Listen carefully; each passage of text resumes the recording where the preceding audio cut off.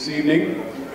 A couple housekeeping items before we get started. If everyone, out of courtesy for everybody in attendance, could make sure your cell phones are turned off or on mute so that it doesn't interrupt any of our candidates while they're answering questions this evening.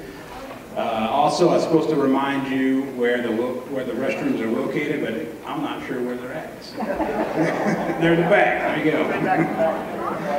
go. And if you're not aware, we do have pads of paper on the ends of the aisles and some pencils available. You might have to share with your neighbors. Just pass them up and down the aisle or raise your hand and we'll have one of our runners get you pencil and paper.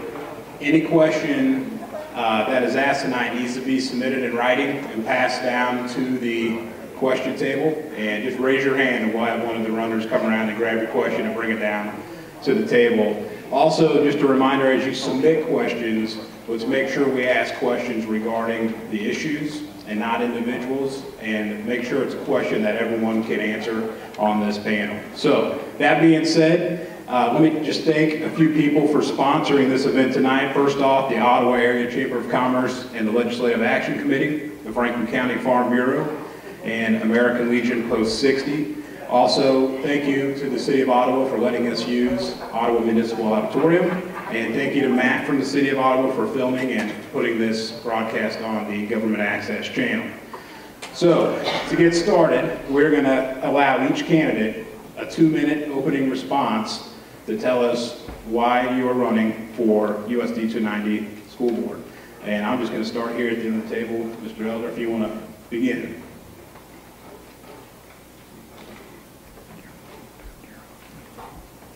Okay, my name's Randy Elder. I was born and raised here in Ottawa, left when I was 19, went out to the Navy, and continued my career as a police officer after the Navy. I started driving in a school bus in Iowa when my wife and I moved up there. So I've been dealing with school children since then. That was in 1990. I've done other jobs along with that. I'm running for school board because I'm getting ready to retire, and I thought I'd give back to the community where I got my education. I've served on a school board. I was on a founding board in Arizona. It was the Northern Arizona Vocational Institute of Technology, where we took grants from the government and helped local schools set up transportation for the children to go to other schools that had the programs they needed to learn, like welding, nursing, and that kind of stuff. We started out with 4 schools. Ended up, the last time I talked to them, they were up to 16 schools in that little area of northeastern Arizona. That's it. Thank you, Mr. Elder. And just a reminder, thank you for doing this, but make sure as you answer any questions or make any comments, you do so in the microphone so we can all hear you and so the broadcast can record it. Mr. Woogie? My name's Norman Woogie, and my family and I have lived here in the Ottawa area. We moved here from Kansas. We've lived in Kansas many years. We've been in the 290 district for 50-some years. I feel that we need people on the school board that has some building knowledge rather than depending on just a few people. There have been a lot of mistakes made. Norm, can you talk in the mic just a little bit? Oh, I was afraid it was too loud. Okay. The school board, some of the members admit there's been mistakes, but I started out writing things that happened in the past, and the way we judge what happens in the future is what had happened in the past. And so I started making a list, and I was thinking about Dave Letterman's top 10. All the things I wrote down aren't funny at all. I still remember what happened in the old mill school for all my kids. The school board commentary nights in our school, and the kids in the community totally tearing down the old Lincoln School before they found out that it was needed as a cushion. Mark, could you pick that mic up? Sorry. Is that too loud? Okay. And asking for a huge amount of money in lump sum rather than doing maybe 2 projects at a time in an orderly manner. And that will assure that the money is spent wisely rather than just throwing money at the problem. And there is a problem. Our school is it was less than what some of the schools I went to, lots of stepfathers, and so we moved quite often, and some of the schools are better technological in the 50s than what the 290 is. Somebody's dropped the ball along there, but that's yesterday, and we need to move forward, and like I said, we need to have people on the board, and I have a lot of building experience. Norm, that's 2 minutes. We're gonna have to. Yeah, we're gonna have to move on. Thank you. And for all the candidates, your timekeeper's right here in the middle front row. He'll warn you if your time's getting short. Ms. Ward, go ahead. Hi, I am Susan Ward, and I am running for the school board. I've been on the school board for the past 12 years. I've been fortunate to see our district grow and change and meet the new challenges that each of our kids and our parents and our faculty have. What I have learned while being on the school board the past 12 years is that we're blessed to have talented and dedicated staff. But now, public education seems to be under attack by the legislature and the people in our positions of authority. And I know that our kids deserve better than what they're getting and what they're facing.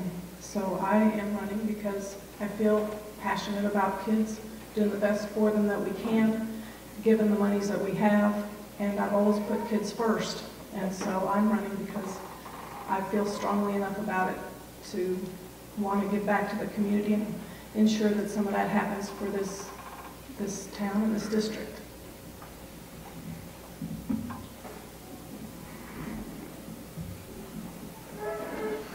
Good evening, I'm Harold Wingert.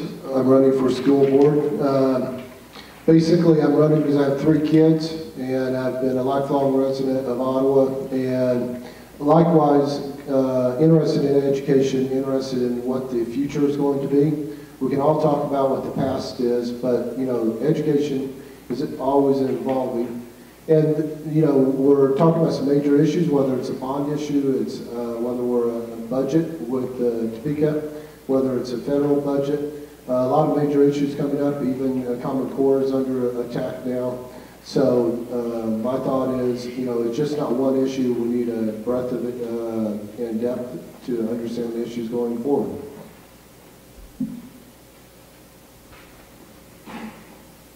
Good evening, my name is Brittany Potter.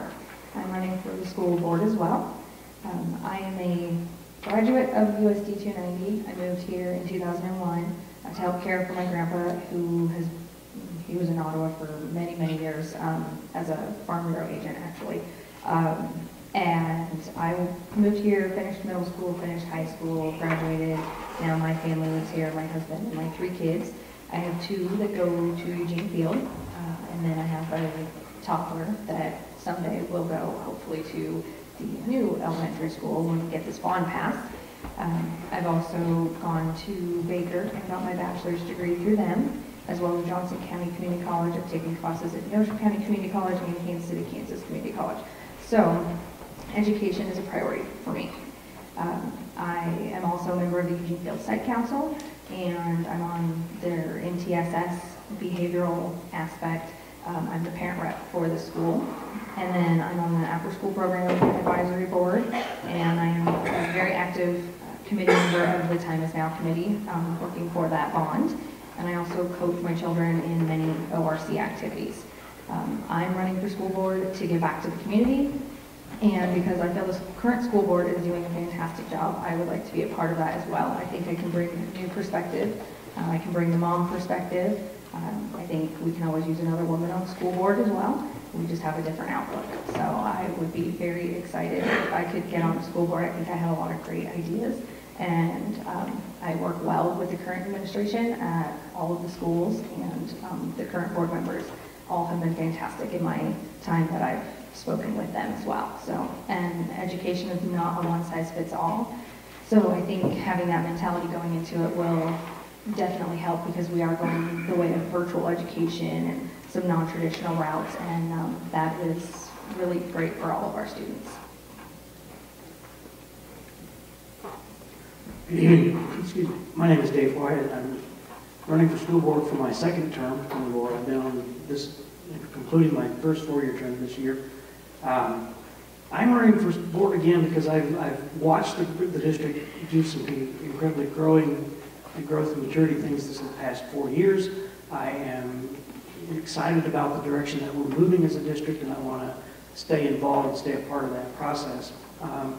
I have a couple of things that I want to see as we continue to grow. I want to see us continue to grow our accountability and trust with the community and the residents of USD 290. I think we've made some good strides in that area this year, in the last 2 years actually, and I want to see that continue.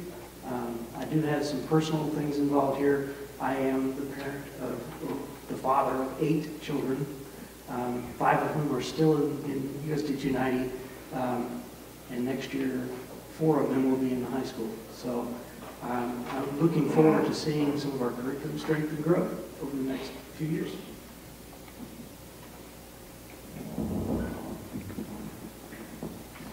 My name is Brian Kane. I am finishing up 8 years on the school board, and I started 8 years ago without a family, just me and my wife, and knowing full well that someday we would have a family, we would raise them here in Ottawa. I want to take part in the education system here in Ottawa, and that still remains true today. I have now 2 4-year-olds that will be attending kindergarten come fall, and my purpose still remains the same, that I want the best that we can offer our kids in this community. And we have made great strides over the last 8 years to bring technology and curriculum in alignment with 21st century needs. And I am looking forward to seeing the outcome of the bond issue. I'm looking forward to seeing how this community can come together and give the kids what they need. And I'm also looking forward to working with our board as a whole in cooperation with city and county officials as well, because it takes an entire community to move the community forward. And I am blessed to be in a community that is forward-thinking, and in a community that puts a lot of trust and faith in its elected officials. Thank you. I'm going to start with Mr. Woogie this time, and we're going to give you each 60 seconds to answer this question. Do you support the bond issue that's currently being proposed, and why? Mr. Woogie, we start. I do not support the bond issue the way it is. It's a tremendous amount of money, and you divide that out, but all the people in Ottawa, it's going to be quite a burden. I think that it needs to be broken down into stages where a couple of the projects are done and well watched, because in the past we've had lawsuits where work wasn't done properly, and I've been, a lot of my life I was in inspection, and I tend to watch things pretty closely. I go to a lot of the school board meetings, and I just think that it's just a tremendous amount of money to just be handed over to them. Thank you. Ms. Orr. I do support the bond issue. I think that passing the school bond issue is crucial for our children, for this community. We currently know that our elementaries are overcrowded.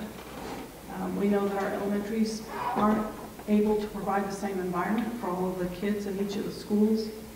We know we must improve safety. Our world has changed quite a bit. We know that we have to improve technology. We've got to get more focus and curriculum in the sciences and math area. We've got to get our kids career and college ready, which means we've got to get our CTech buildings up to speed so that we can produce our kids that are ready to walk into either a job or secondary education. And lastly, the funding from the state. We currently know that we will get 42% of that back to our community. And I think the time is now, it won't get any less expensive. Thank you, Mr. Winger. Well, my position's evolving. I've always supported the bond issues in the past and worked very hard on the previous one. And I do see a lot of concerns with the current bond issue. The RAP needs to be explained some more. I'm not so sure we've clearly defined a lot of parts of the bond issue, the moving parts of the elementary school, things like that. However, with the changing, evolving legislature, the 45% is now going to go down to 27%. That's a $17 million hit if we don't pass a bond issue. Construction goes up to 3% a year. If we wait 2 years, that's a $21 million hit if we wait. So I do agree that we need to pass a bond issue. What I really want to see is accountability and how we're going to do that in more details, but I will support the bond issue. Thank you, Ms. Potter. I absolutely support the bond issue. As I stated in my introduction, I'm a committee head for the Time Is Now committee. We have worked very, very hard to educate the community as to the need for this bond.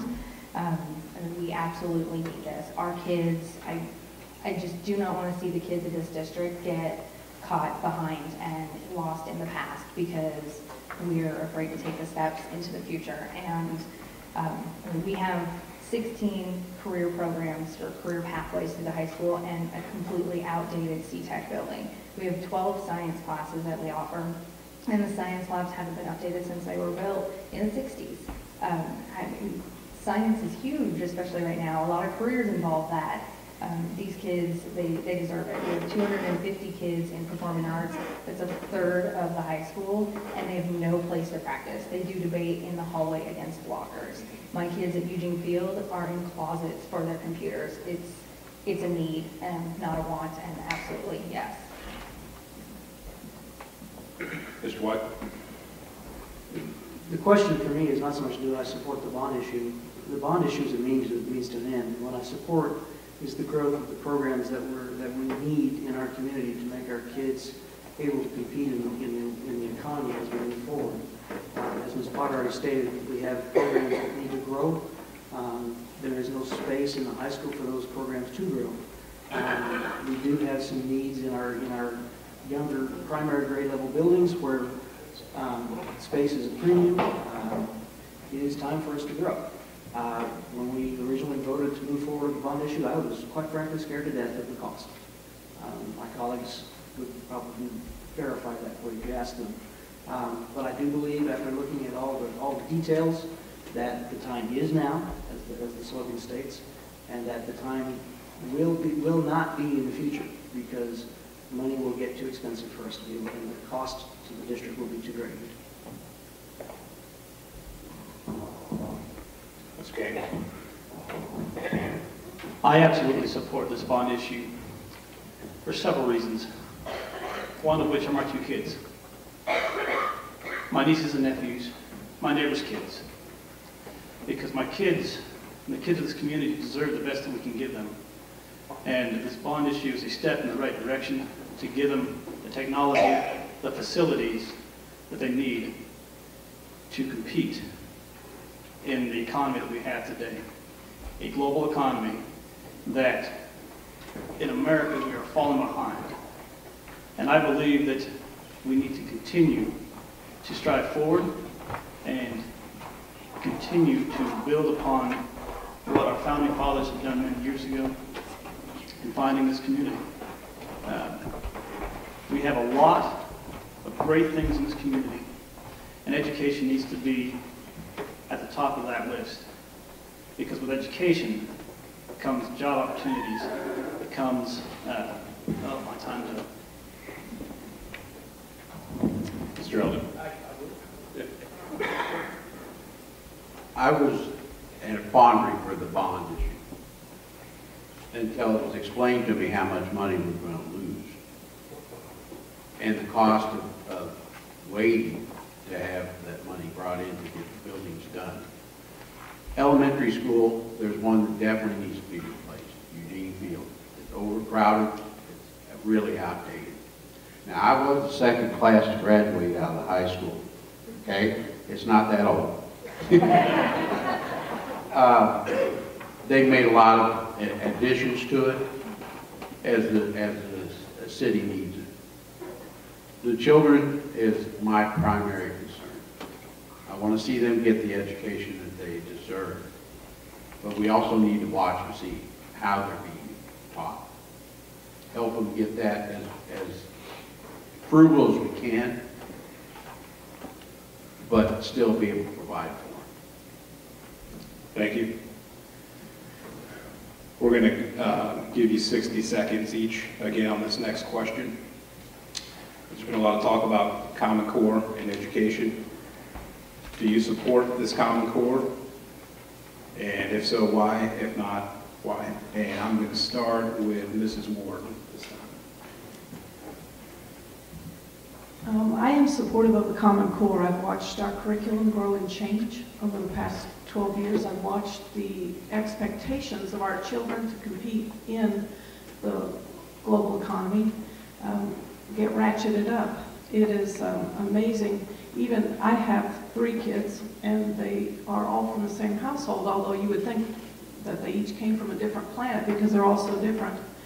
And my boys who are older say they're amazed at what their younger sister has to learn and has to be challenged with now, and that was only 4 or 5 years ago. So I think that the Common Core has helped us strengthen our curriculum, strengthen the rigor with which we are making our kids adhere to standards, and so I am in favor of the Common Core, and I've seen it do great things. Mr. Winder. My wife is a big supporter of Common Core, and thus I'm a big supporter of Common Core. She is educating me daily about Common Core, and I do think it's interesting that you would let politicians who know nothing about education actually have an opinion on Common Core until they get educated. She's been working on me for a couple of years now, and I still can't comprehend everything, but absolutely I support Common Core. I think that what we need is to push Common Core, and I trust that the bills going through the legislature will not deter what we're doing. So yes, I support Common Core. I also support Common Core. Having been a child that started their education in a different state and then moved to Kansas right in the almost the exact middle of my education, it's very, very important that we have some kind of common standards amongst the states so that we can transfer in and out of schools, and even it sometimes differs down to the district at some levels in some states. So it's very important that we have some kind of universal expectation so that when we're going to college on the West Coast, the East Coast, wherever, we've all been taught what we need to be taught. I also think learning things in a variety of ways is beneficial because, again, education is not one size fits all. Everyone learns differently, and having a deeper, greater understanding and being able to use analytical thinking and, critical thinking is what is expected in the workplace. So Common Core meets all of those things, in my opinion, and I don't really see a negative to it.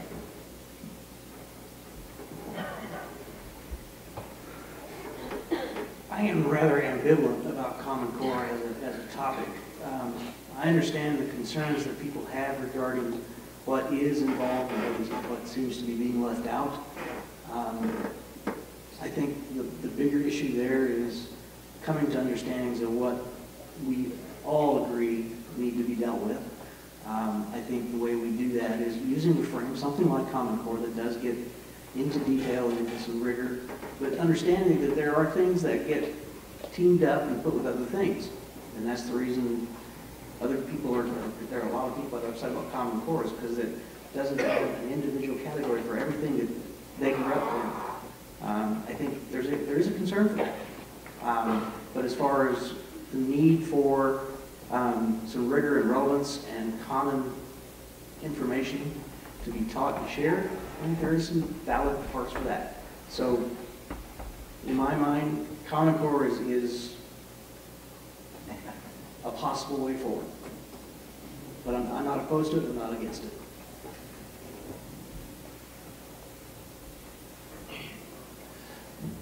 I do support Common Core because I do believe that, as was mentioned earlier, provides a universal transformation from state to state across the country. And that's something that we've lacked tremendously in this country for many years. And Common Core, I think, is just another system in our education ability to bridge that gap between the states. It's not perfect, but it's still better, in my opinion, than what we've had. So I do support Common Core. My opinion of Common Core would be that my children, because we travel all over the United States, my wife gets recruited, she's American. And they've been to different states for their education. One of the things that they ran into, or we ran into as parents, was that one school district, they were at one grade level. We moved to another state, and they put it different because they weren't up to snuff to theirs. Or they were ahead when we moved to Arizona. So if they're teaching the same thing in all 50 states, then that's a good thing. So I'm for Common Core. Hey, Mr. Woogey? Yes, I do support Common Core. There needs to be huge changes in our education system. It's, so many of the kids are sleep deprived when they go to school. School starts too early. And maybe we need to have 2 shifts where kids go 4 hours early and some of them late. I can't do anything until 10 o'clock in the morning, sorry. But I'm good all night. I work the second shift most of the night. But I've seen the products of what's come out of the school. Kids that have graduated from schools, kids that have not quit school, and keep kids there in my shop, and they learn skills. The last boy was 19, just graduated recently from school, and not prepared for life. He could not be a productive citizen. And in those 3 days, he learned to weld, and he's ready to go. All right, thank you. Earlier today, we had a fantastic Mayor's Prayer Luncheon at noon at Big Lutheran Church, and our speaker was talking to us about childhood development, and one of the topics he mentioned was early childhood development. One of the questions we had submitted is to ask your opinion on your thoughts of education in this district regarding early childhood education, looking at ages 0 to 5. What are your thoughts on including or increasing early childhood education with those age groups in this district? And I'm going to start with Mr. Winger. We'll give you 60 seconds. I'm a huge supporter of early childhood education in preschool, and I'm actually in favor of all-day preschool. I think I think the studies are clear that at the ages of 3 and 4, if we get those young minds in and we get them up to speed, they do better. They enter kindergarten and they're able to take off from kindergarten. And if you take the kids that are not with that, they clearly are disadvantaged. So absolutely, I think we have a obligation to support early childhood and also get that education going early. Thank you.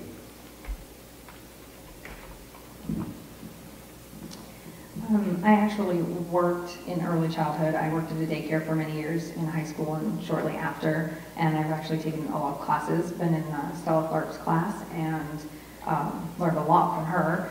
And I am very, very in favor of early childhood education. I think the years 1 to 5 are just enormously formative years in everyone's lives. And watching my 1-year-old, I'd forgotten how much he learns on a daily basis, and he's 1. So putting preschools in the elementary schools, I think is a wonderful decision. I think it's great. The cost of private preschools can be enormous for a lot of parents, and we have a need in this community. We have a lot of free and reduced lunch and parents that just can't afford to do that otherwise, and I think that's a great service. I also think Parents as Teachers, that's a service that I've used as well, is a wonderful service, and getting early intervention with some of these at-risk and high-needs families and children is just, it should be made a huge priority. It's so critical for their foundation of education for the rest of their educational years.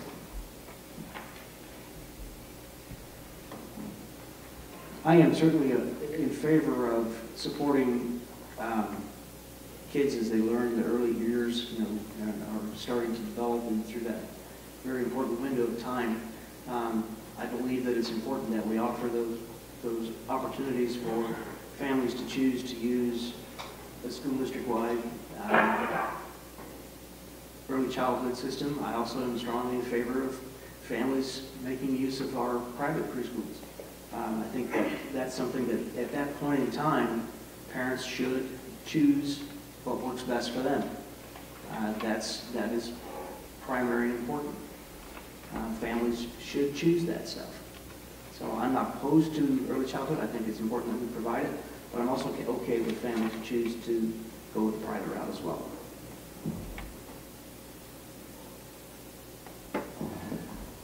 I absolutely support early childhood education. I've got a family that have early childhood education degrees, and they are doing great things with their students and classes. But I also believe that education starts in the home, and we need to equip our families, our parents, with the ability to teach their young children from early on.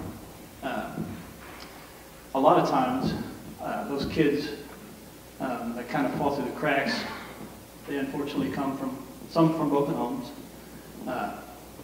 where a parent is working 2 or 3 jobs to support the family.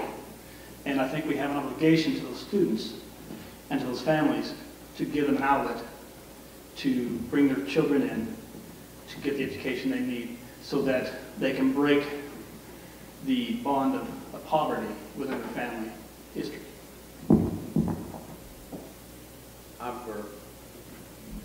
I'm for early childhood training also. But I think, like Brian does, that it has to go back to the family and be taught at home. Children today are a whole lot more advanced when I was a child, especially including the electronics and stuff. I got a granddaughter that's 2 years old. She knows how to mess with my cell phone and turn it on and get to where she wants to go in it. But we need to help the parents to get there, to help them to teach their children and spend time with their children and to get them educated.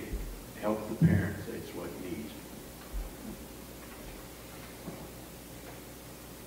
I definitely think that teaching kids at home and little schools before they go to school. Mr. Willie, can you talk? To prepare them for their education. Back when our daughter started to go to school, the school board says, don't, and this was not just in Kansas, this was all over the place, don't teach your kids anything. The teachers want to teach them because they don't want to confuse the kids. Well, we found out that didn't work. But And what the children need, number one, in priority, is a good night's sleep. And I watched an educational program just a couple of days ago, and it was preschools need 12 to 13 hours sleep a night, elementary 10 to 12, and high school 8 to 10. And so many.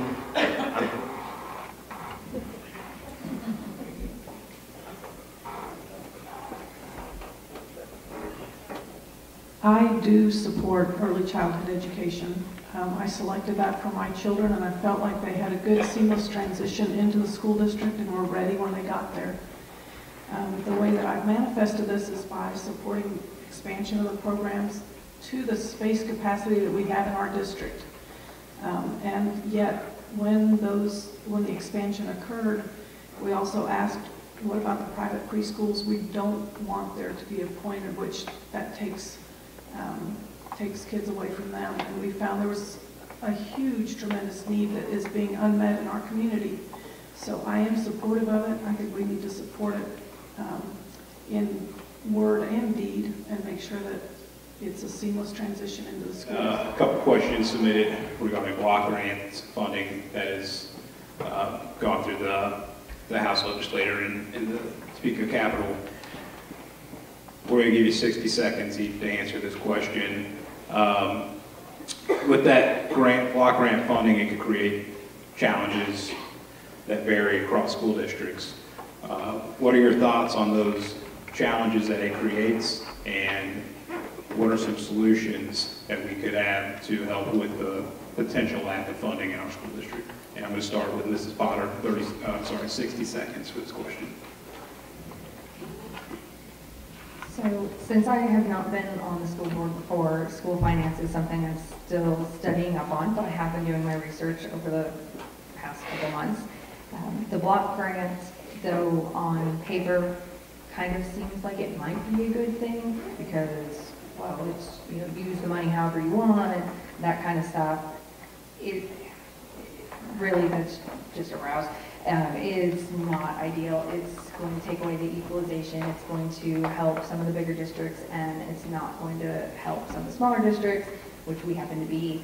And so overall, there will be some challenges. I don't have a solution at this point because I don't know what all those challenges will be, but I do know that I'm very good at working with what I'm given, and it's beyond my control as to what the governor and his house choose to do.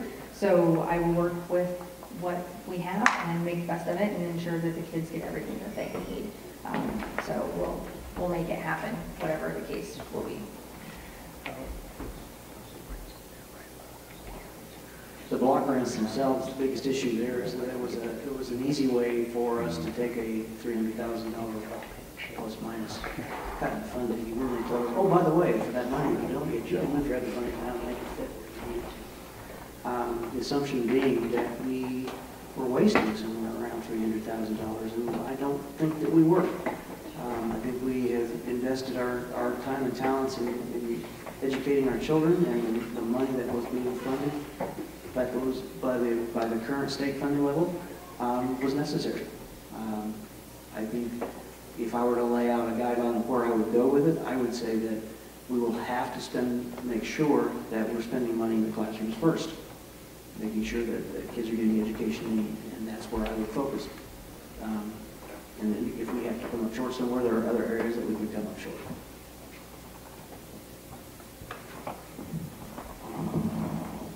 I think block grants overall are a bad idea for the state. The biggest issue for me is it freezes funding for our district and the districts around us at the current rate. So we lose money, and we lose money in the next 2 to 3 years. The biggest issue I have with block grants is the so-called freedom to move money around. It's a governor's ploy, I think, to force districts that have reserves to spend the reserves in ways that I think could be unwise. We have reserves in our district to pay for the shortfalls in current state funding or late payments from the state in special education. We have reserves so that our staff can get paid when the state fails to pay us. Block grants overall are a bad idea.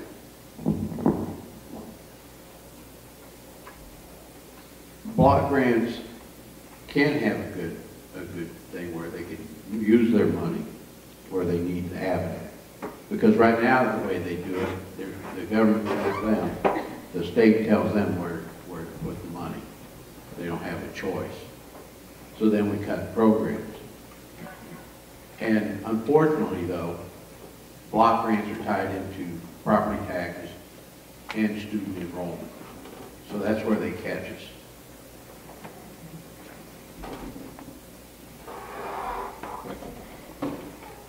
I agree with Randy, Elder.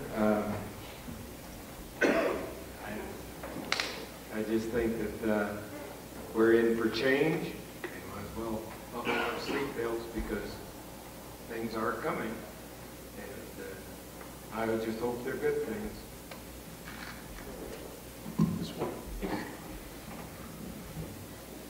Under the current proposed changes towards block grants, the USD 290 district will lose in excess of $300,000. And you wouldn't run a business the way that this is being done because we currently have contracts with all of our staff to pay them through this year.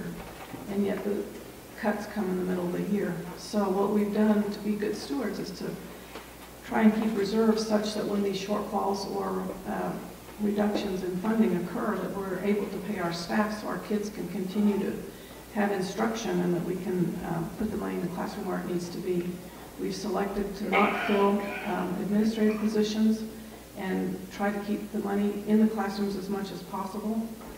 But a district our size is kind of not too small, not too big, and we will definitely lose out through the payments not being equalized under the current formula that we have. I was on the CLF board for 10 years, and when I got on the board, I heard about state funding. When I got off the board, I heard about state funding. In that period of time, we doubled our reserves, and we invested a lot into the houses that seal for the residents. Block grant is just a change in the way the state's giving us money. They're taking away the restrictions.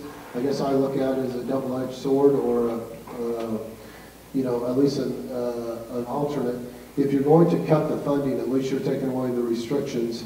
And it's been interesting because years gone by, we hear about that we can't spend money out of this bucket or that bucket because it's reserved for this or that. Second of all, we have a $17 million budget. They took away $139,000, but they restored it. And so this year's cut amounts to just about 1%. Next year is about 1.5%. So my point is, yes, it's not ideal, but it is something that I think is manageable, and I think it's going to be in the foreseeable future. Thank you. Okay, thank you again. Kind of along the same line of questioning, if the district were to see some financial challenges and cut or lack of funding, we'll give you 30 seconds each to answer this question. Would you support a pay-to-play type of program for students to participate in athletics or other fine art activities? And explain your answer, yes or no. And I'm going to start with Mr. White. 30 seconds. Would I support pay to play? If push came to shove and it was that or loose programs, yeah, I would support that. It's not an ideal situation. There are lots of people in this community that depend on the ability to access activities and programs as a way to keep actively involved in school. It is not a great way to do it. I know that in other states it's been done, but it is questionable whether it's really includes everybody. So.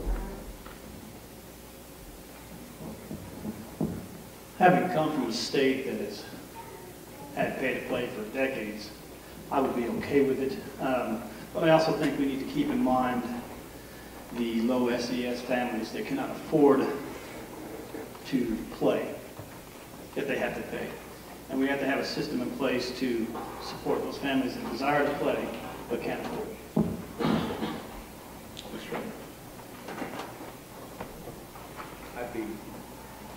I'd be for the paid play, because we're going to be shorthanded on money, and we need to come up with the money some way so they can continue to play or do the performance with their music and that kind of stuff.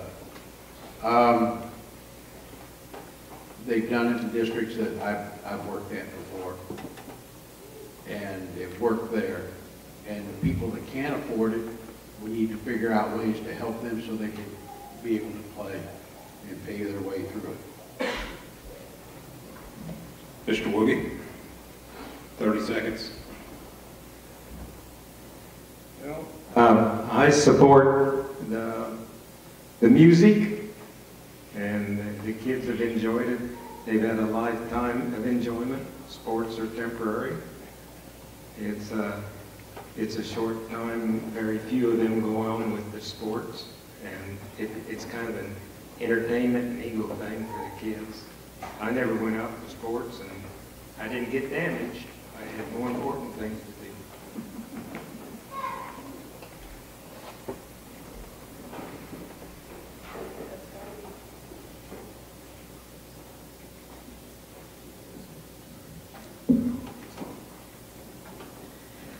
I think that's an exercise that we've got to keep going through, is the analysis of what the cost is and what the benefits would be, and how much of that cost we could truly push onto the families that we currently are asking to support us in many other ways in our school districts. I have a child who, if he hadn't had a chance to play soccer and be a part of activities, wouldn't have graduated. And so from my standpoint, it would have been worth it for me to pay for him to play. But there are people who don't have that option in terms of their financial capabilities. So I think we've got to be mindful of the cost and benefit for the kids and the parents. Yeah, I think it's a complicated answer that 30 seconds won't answer. I have a soccer player, a band player, debate player, or debate person. And, you know, what are we talking about and how deep are we going? We're gaining 1% a year in free and reduced lunches. In this district, we have right at 50% free and reduced lunch. And so, you know, you could say, sure, it's easy to pay to play. What do you pay to play? How far do you take it? And then the other thing is, what do you do? Because we're already 50% free and reduced lunches. So I think you have to consider that very carefully. I don't have a yes or no answer. I don't like to make decisions without all of the information. I would have to take it under advisement. It would depend on what was being cut, how much we're talking about. There's just too many factors. But ultimately, sports are more than just sports. And in this district, we have a need, and it keeps kids in schools. It teaches teamwork. It teaches graciousness, how to lose, how to win. It teaches how to balance your time, get your schoolwork done, and your athletics. There's so many life lessons to be taught from sports that to cut the program or to make it pay to play would just be a huge disadvantage to a lot of people. We live in a wonderful community. We have ORC.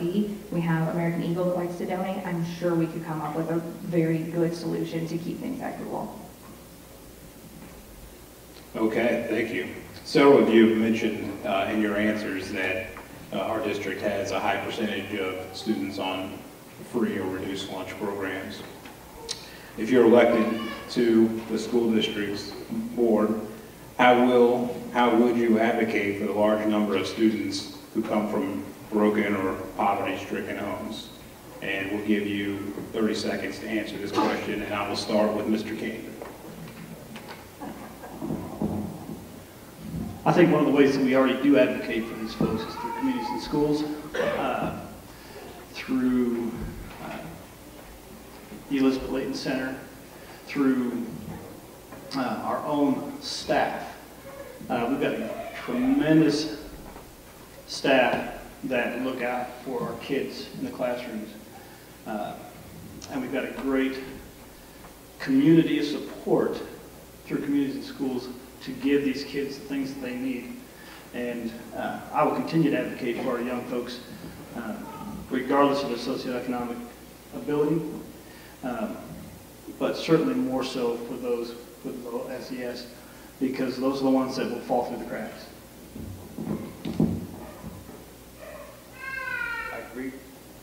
I agree with what you say, Brian. We need to help the children that come from poor families. And the community can come together. And it's like you said, the staff is real supportive of the children. And as a bus driver, we did the same thing too. We looked out after the kids. If they needed something, we made sure that they got the help that they needed.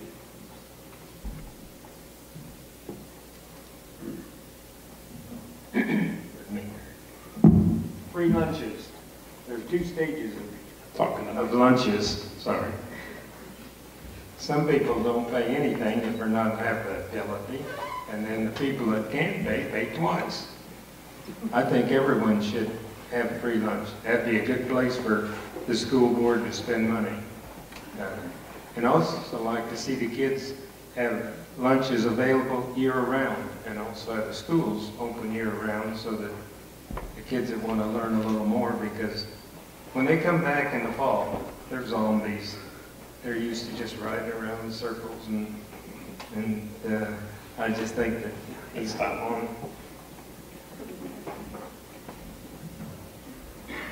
Throughout my tenure on the school board, I've always advocated for every child, and I've looked at them blindly, whether they've had or qualified for free and reduced meals or not. So every time we've evaluated and implemented programs like Communities in Schools, partnerships with Elizabeth Layton Center, partnerships with Neosho County Community College, any way that we can make avenues of education for every single student, I think that's vital. And I would not stop doing that if I were elected the next term. So. I'm a huge advocate of free and reduced lunches. I'm also an advocate of the backpack program and also the breakfast programs. I think anything we can do to assist goes back to improving their own quality of lives and improves their education. And so absolutely, so big supporter.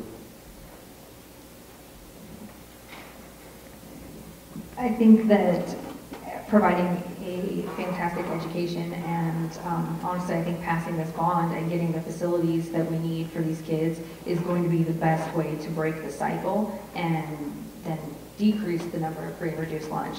There's nothing inherently wrong with being a free and reduced lunch, but my way of advocating for those kids is by making sure that they leave these schools with the education they need to go out and make the money that their families are not making at this time.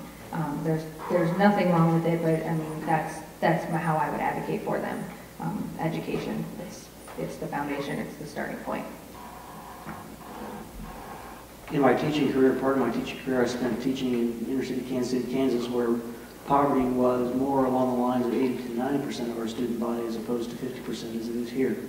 I can tell you that I believe that the school district does an outstanding job of advocating for our lower income families.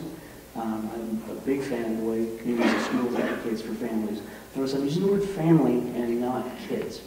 It's not just the kids. The families depend on support as well. So it's important that we support all of the families involved in the situations as well as the kids that are coming into our schools.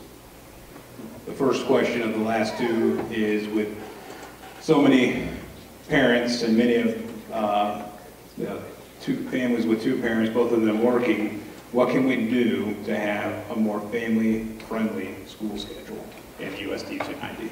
And I'm going to start with Mr. Elder, 60 seconds.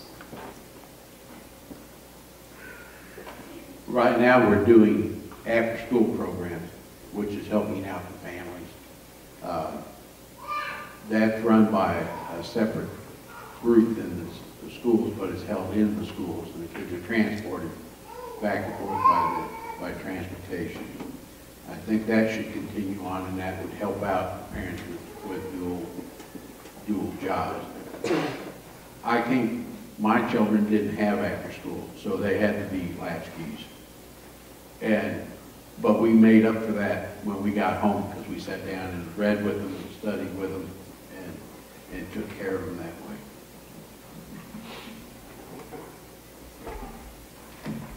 way. You know, there's definitely problems out there, and like I said, I have stepfathers, and several, and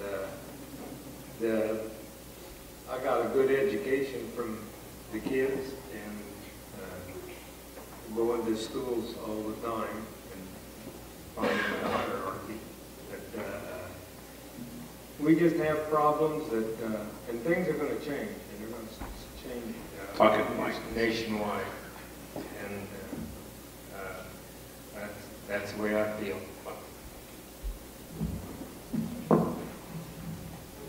Having been a single mom with kids in this district, who've grown through this district, it's very difficult. But what I've seen our district be able to do is open their doors early so that kids can come in, and some of them show up at 6 in the morning, they eat breakfast there. We've partnered with ORC after school. We've worked with communities and schools to try and broaden our after-school program. We've funded that, we've helped that, we've supported that and a part of our responsibility in our expansion of support for those families. And that doesn't go away. It's a difficult challenge to know what hours we can open the schools, and there's no easy answer for that one, I can tell you. And I think the issue is only going to grow as we become more and more dependent on two families. I think we'll have to expand some after-school programs. I think we need to also talk about aligning the school day and aligning our bus routes. And there's a whole lot of issues that we can discuss moving forward. And then there's also other partnerships we can form, whether it's community and schools, it's ORC has been discussed as well. And what other partnerships can we form out there so the school district's not the only one providing the solution? This is actually something that I've had a hand in a variety of ways. At one point, I was a single mom, and then at one point I worked as well as my husband worked, and luckily we had some family to help, but not everybody has that.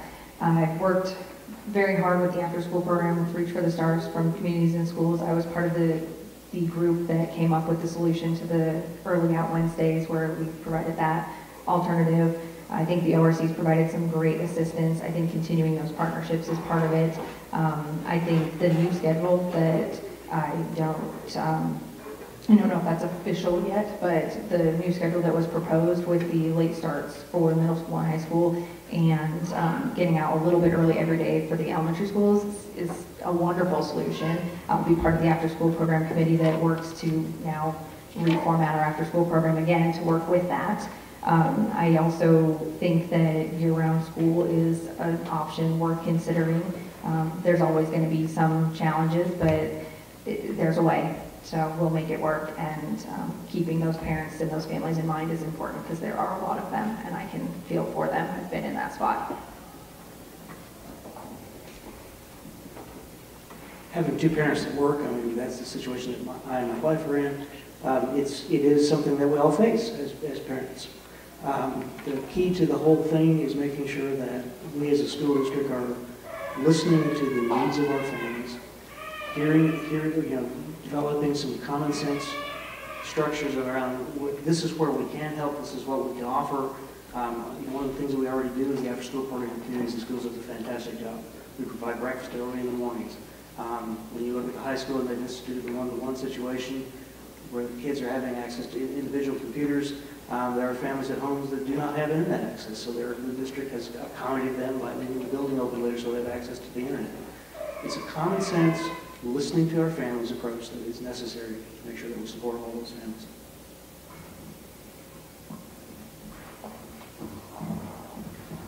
The great thing about our community is the support from the community itself. And we've got a phenomenal after-school program, both at the middle school level and at the elementary level. And Ms. Potter touched on it briefly. We do have schedule changes for next year, and I think that will help alleviate some stress. We've eliminated the half-day Wednesday completely for next year, and I think that's a step in the right direction to kind of help ease the burden of families trying to get kids from building to building and and coordinating their work schedules. I will continue to support our after-school programs because they're important. My kids will eventually be a part of that because both my wife and I do work. And so I look forward to meeting some of those folks and getting my kids involved because it's important to build not just a community of friends with my kids, but community altogether. Okay, this is our last question for everybody. And we'll give you 60 seconds to answer this question as well. What do you believe makes an effective teacher? And if you're elected to the school board, what do you believe your role is to help support that idea of an effective teacher? And I'm going to start with Mr. Woogie, 60 seconds.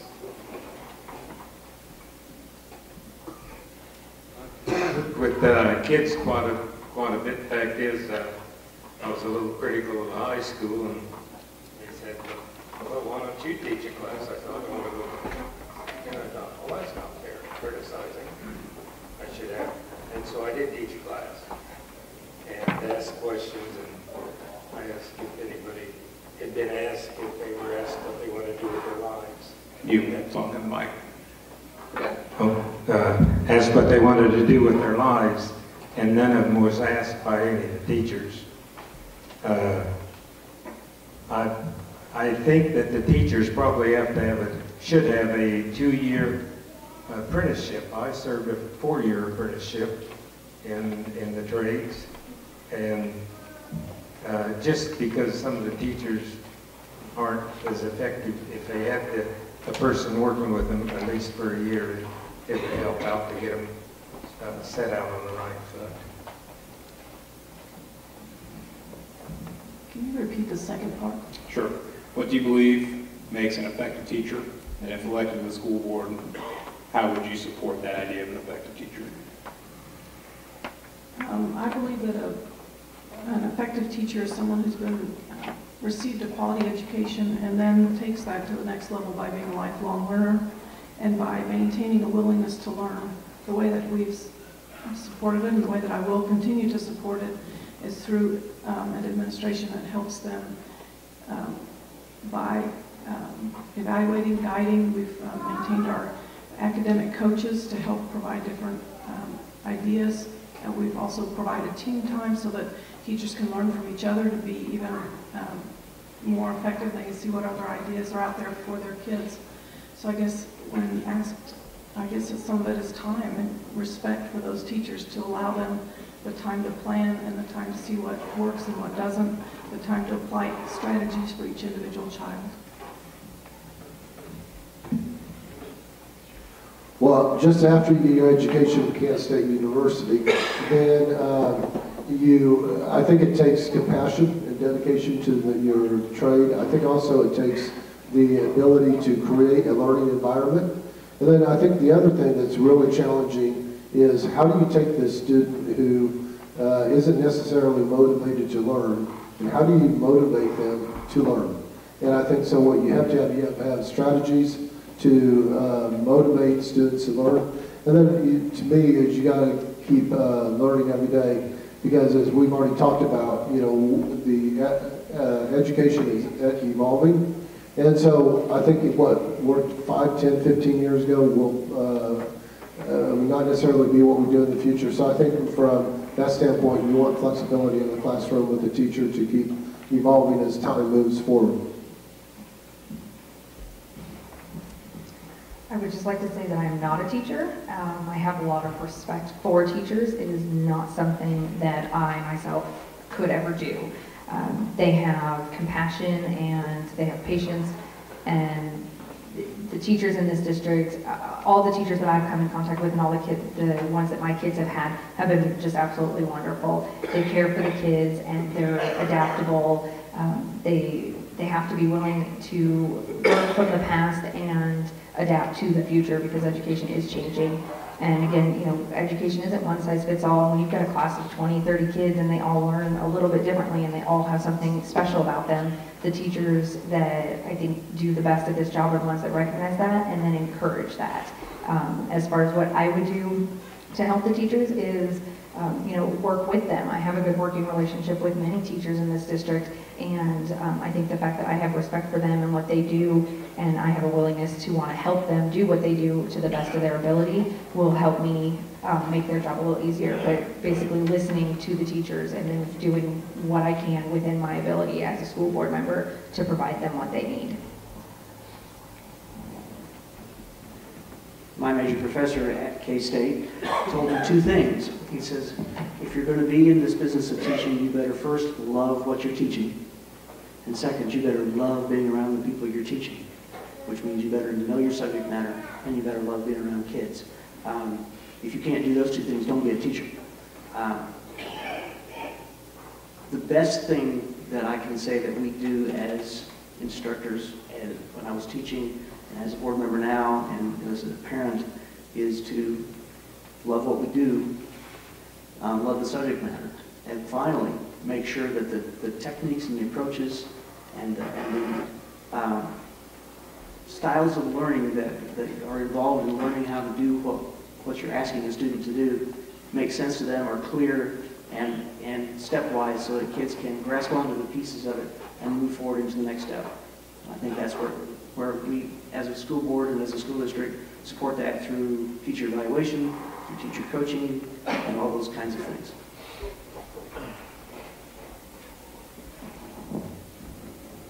I have the great fortune, I've been married into an education family. Most of that family are former educators or current educators. And the one thing that they all have in common is the joy they had for teaching kids.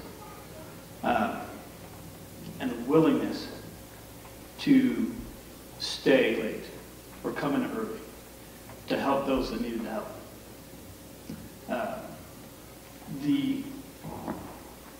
The things that I can do to help support that as a board member are to put best practices in place that they can adhere to and to strive for, to put building administrators in place that can help hire great educators, because as a board member, my job isn't to hire teachers, my job is to hire the superintendent, and it's her job to oversee the district and its employees. And we do a fantastic job with the education that we have today and the educators that we have today. I think that what makes an effective teacher is one that knows their subject, their class, and make a personal connection with those children. Some children sometimes feel like the teacher just stands up there, spouts off words to them, and doesn't really care about them. I had a teacher one time that I thought just hated me. Maybe a good reason why. But anyway, she took the time to help me, and she even went in on Saturdays and sat me down and helped me get through her class.